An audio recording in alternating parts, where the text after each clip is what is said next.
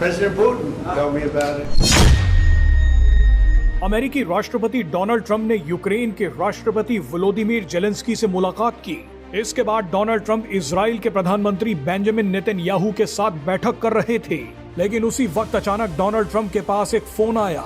Phone रूस के राष्ट्रपति व्लादिमीर पुतिन का था। पुतिन ने गुस्से में ट्रंप से कहा कि मेरे ऊपर हमला हुआ है।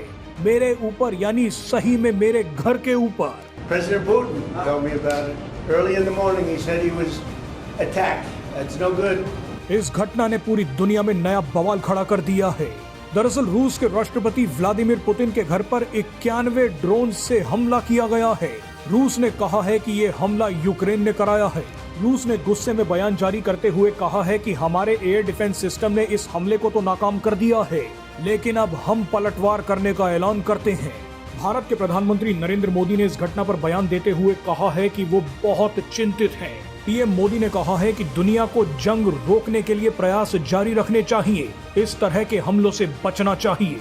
डोनाल्ड ट्रंप ने भी कहा है कि ये मामला बहुत पेचीदा हो गया है, लेकिन सबसे बड़ा सवाल ये है कि पुतिन के घर पर यूक्रेन से ये हमला किसने करवाया है, और जिस तरह से रूस को लगातार जंग में धकेला जा रहा है, क्या उसी तरह का हमला पीएम मोदी के खिलाफ भी शुरू हो चुका है? आप ये जानकर हैरान हो जाएंगे कि पीएम मोदी को भी पुतिन की तरह फंसाने की कोशिश की जा रही है। पीएम मोदी के साथ क्या किया जा रहा है वो आपको इस वीडियो में आगे बताएंगे, लेकिन सबसे पहले देखिए कि पुतिन पर हमला किसने करवा दिया।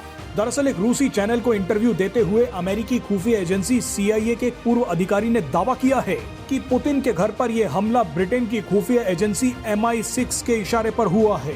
ये दावा इसलिए किया गया है क्योंकि हाल ही में MI6 की पहली महिला चीफ बनी ब्लेज मेट्रेवेली ने पहली बार कैमरे पे आकर बयान दिया कि हम पुतिन को ये बताना चाहते हैं कि उन्हें कोई गलत फहमी नहीं होनी चाहिए।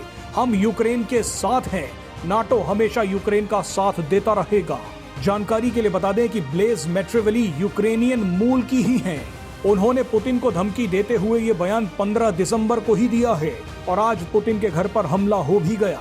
इस बात में कोई शक नहीं है कि नाटो देश नहीं चाहते कि रूस और यूक्रेन के बीच शांति हो। पीएम मोदी और डोनाल्ड ट्रंप तो चाहते हैं कि रूस यूक्रेन जंग रुक जाए, लेकिन नाटो देश इसके पक्ष में नहीं है। नाटो जानता है कि उनके लिए भी जंग महंगी साबित हो रही है, लेकिन रूस को फंसाए रखने के लिए वो ये कीमत उठाने को तैयार हैं। नाटो को दशकों बाद जेलेंस्की जैसा बेवकूफ इंसान मिला है। नाटो देश जेलेंस्की के कंधे का इस्तेमाल करके रूस को जंग में उलझाए रख रहे हैं। जंग की वजह से रूस का पैसा भी बर्बाद हो रहा है और सैनिक भी मर रहे हैं। जंग नहीं होती तो रूस अपनी ताकत का इस्तेमाल कहीं और करता। रूस अपनी अर्थव्यवस्था को मजबूत करता, सेना को मजबूत करता, लेकिन रूस को आगे बढ़ने का मौका ही नहीं दिया जा रहा। जब जब शांति डील पर बात आगे बढ़ती है, उसी दौरान नाटो देश पूरा खेल बिगाड़ देते हैं। नाटो देश लगातार रूस को एंगेज करके रखना चाहते हैं। रूस जितने समय तक जंग लड़ता रहेगा उतना ही कमजोर होता रहेगा। यही नाटो देश चाहते हैं।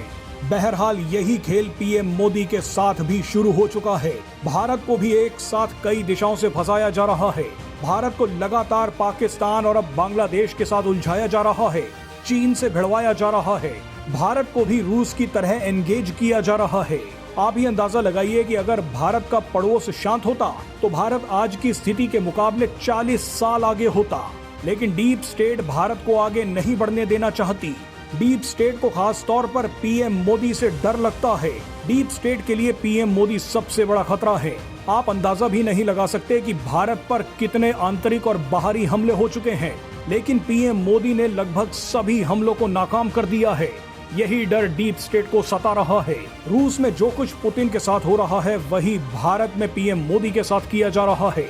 जिस तरह से डीप स्टेट ने रूस को दबाने के लिए यूक्रेन का इस्तेमाल किया, उसी तरह से भारत को दबाने के लिए बांग्लादेश और पाकिस्तान का इस्तेमाल किया जा रहा है।